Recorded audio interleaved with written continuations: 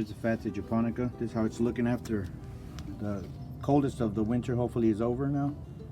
And I removed all the dead foliage, or the foliage that was damaged from the winter. As you can see, there's some that I left here just to help it grow. But this is the third year in the ground. It's doing a lot slower than I thought it would be doing. But I think it's due to these last 2 winters. I would say maybe half of the leaves die. So that's a Fatsia japonica, or aralia. This is the Snow Mountain Pieris. You see the new foliage, new spring foliage comes out like a reddish, maroonish. It looks real nice.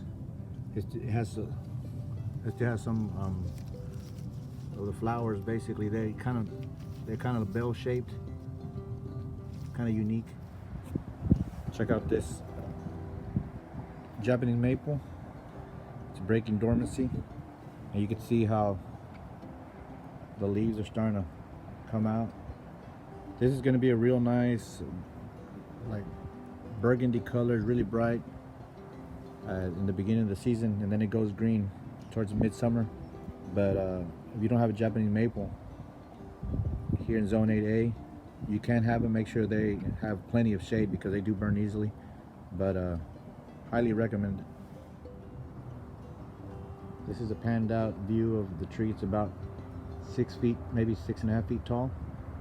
I've had it for 4 years, probably grown about a foot in that time. Easy maintenance. This is a limelight hydrangea, and I'm pretty glad that you could see it starting to break dormancy. I wasn't sure if it was going to happen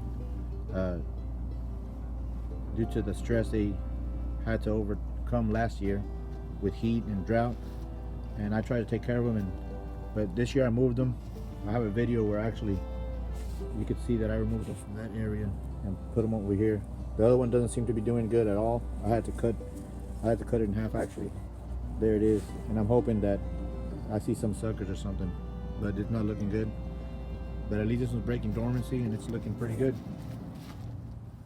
Here's the Loropetalum. This one's only 1 year. I've had it for 1 year. It's flowering right now, as you can see. It's real bright fuchsia, hot pink, whatever you want to call it. It's a Chinese fringe flower or Loropetalum. So it should be pretty nice. It took the winter pretty good. This is a butterfly bush. It's basically still dormant, but it is showing signs of waking up here. Have a real small little leaf, so it's coming back. This is, lo and behold, it's a dwarf butterfly bush, Buddleia, and I expect it to get about 2 feet, maybe 3. Here's a fig. These figs are super hardy as long as they're in the ground. I had one die, and I had it in a container about 2 years ago because it was pretty cold. But as long as it's in the ground and the roots are protected, it's pretty hardy. And you can see it's already breaking dormancy. The leaves are coming up. Here in about a week or so, I'll cut off any branches that don't seem to be coming up. But if anything, they're hard to get rid of once they get going. So, you know, but if you want a big leaf, tropical looking plant, you know, a fig would be a nice one to get. Here's a Hibiscus breaking dormancy.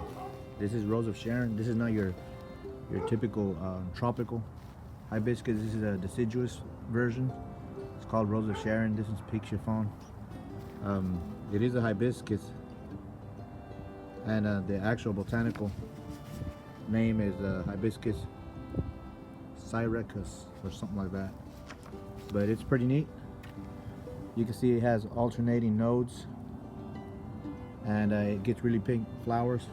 I would say probably about 2-3 inches, and it just does well here in Zone 8A, and it could handle the heat and the cold. Here are daffodils, Narcissus.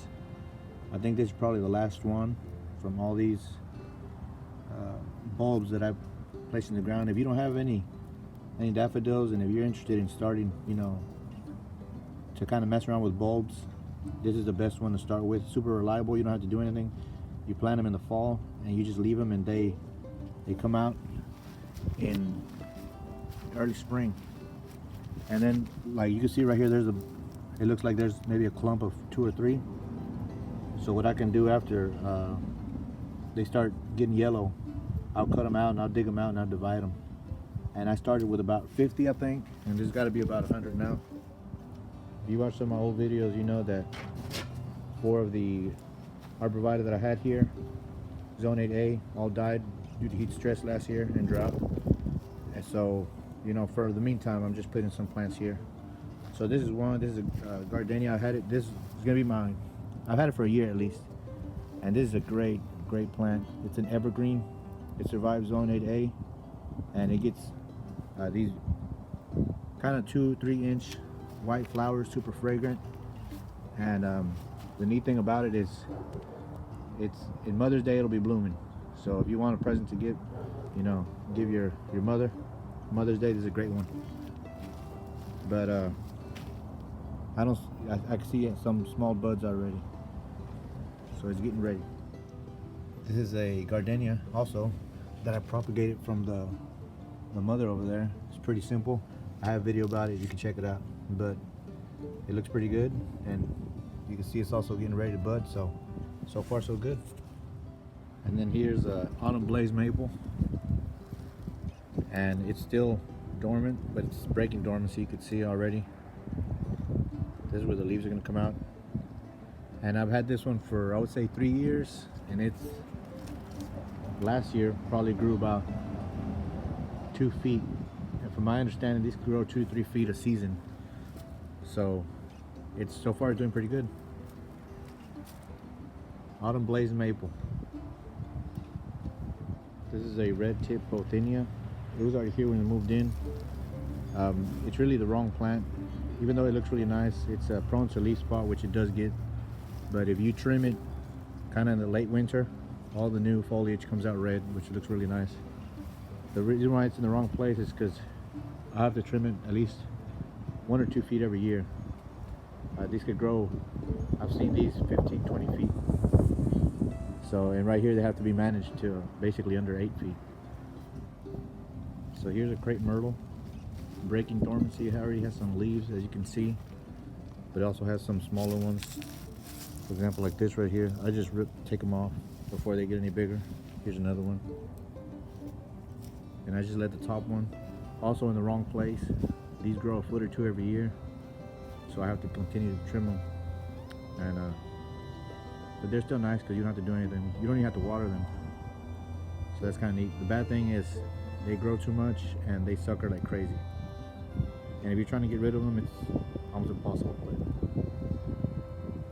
Crepe myrtle, zone 8A.